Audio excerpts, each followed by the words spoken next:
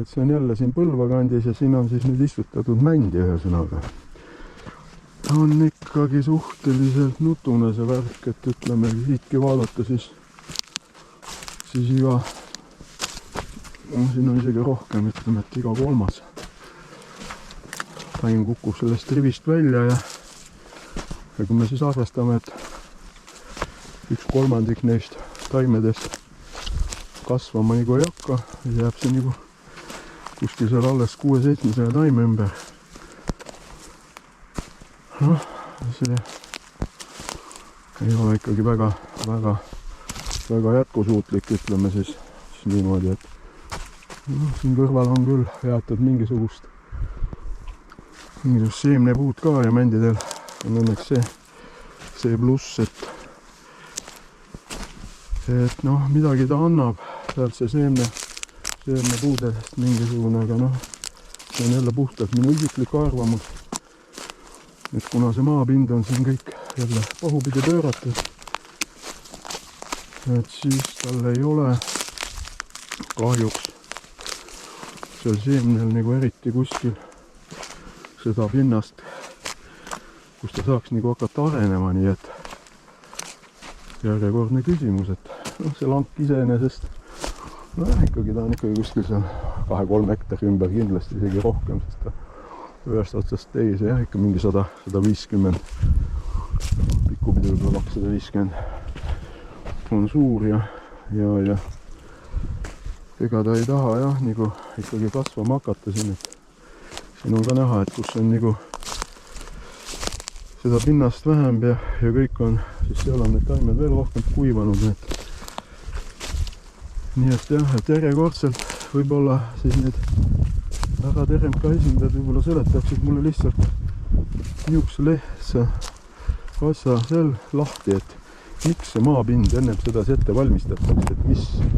mis mõte sellel tegelikult on, et noh, et siit noh, nagu näha, nii palju kui ma looduses ringi käin, et eriti suurte koosluste puhul, lagerankide puhul just, nagu ei ole seal midagi head ühesõnaga, et on väga nukker, seal nagu eriti midagi kasvama ei hakka. Et miks seda tehakse? Ma saan aru, et istutada on lihtsam, aga vähemalt siis kui mina siin 40 aastat tagasi metsavahina töötasin, siis meie aeg veel suhteliselt asja ei tehtud ja muidugi sel ajal ka keegi ainult 2000 taime või siin ei saagi täpselt aru, et ühed räägivad 2500, teised ütlevad 1800, mõni ütleb veel 1500 taime, noh, kui me siin selle antud langi peal oleme, siis noh, on kuidagi niisugune 1, 2, noh, siit on ta 1, 2, no siin on isegi mõni natuke tihedamini, 4, noh, siis ta isegi võiks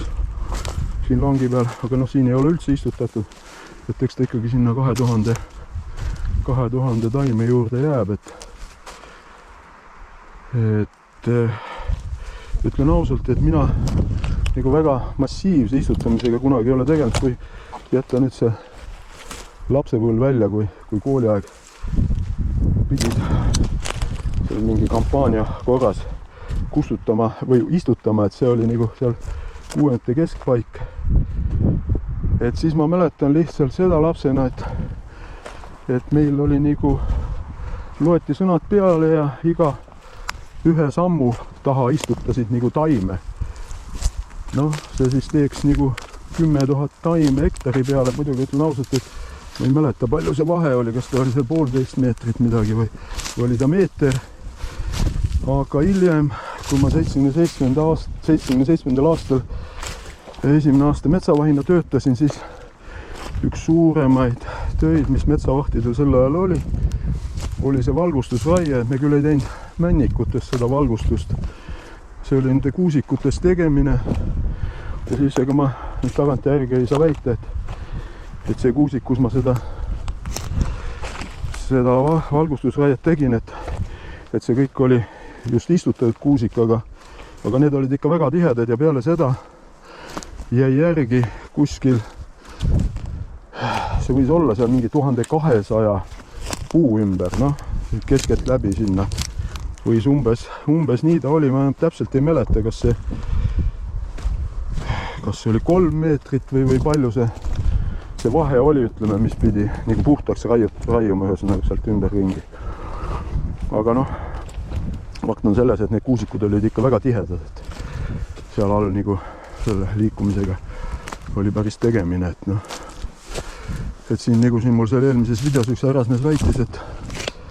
et ma ei tea seda aega, kui neid istutati, siis tean küll, aga istutanud ma ise väga palju ei ole, ütleme, metsavahinet. See aeg see suur buum oli läbi ja hiljem seal 80-ndate algus, kui ma kolhoosis metsavahina töötasin, me midagi istutasime, aga me istutasime pigem seal langile juurde natukese, ütleme siis, et mis loodus oli jätnud nagu istutamata, et see üks serv nagu oli siis nagu metsa ei olnud ja ütleme siis sinna servasse sai natuke juurde panna, aga noh, nii et noh, eks need asjad on ja eks on selge, et sel ajal keegi otseselt niimoodi raha ei lugenud nagu tänapäeval ja fakt on ka selles, et kui me peaks istutama seal 6-10 000 taimhektari peale, siis ma arvan, et lõppkokkuvõttes ei ole meil seda metsa nagu mõtet üldse lõigata, et noh, siis rohkem läheb sisse, kui tuleb tagasi ja kui me veel vaatame sellele, mis siin välja on tulnud, seda ma küll juba mainisin ammu, et turuhind ja riigil saadav see hind,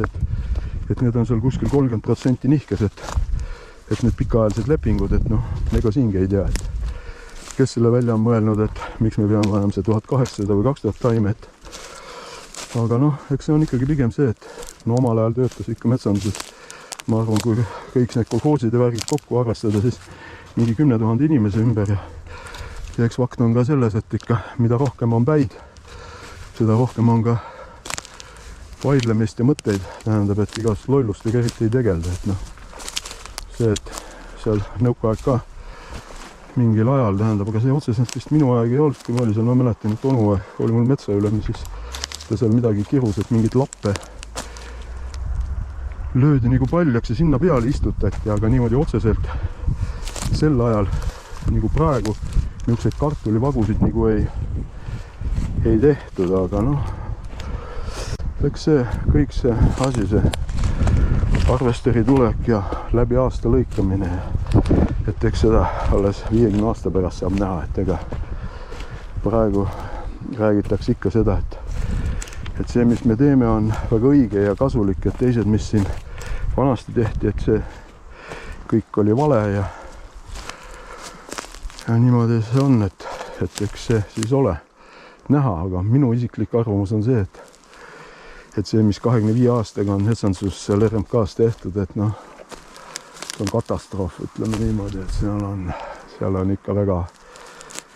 et see on nagu ehe näide, kui väga väike käpudes inimese otsustab selle asja üle, aga noh, eks siis elu ise ja reaalne elu näitab, et mis see tegelikult toob, et aga noh, aitäh selleks korraks ja siis järgmise videoni jälle.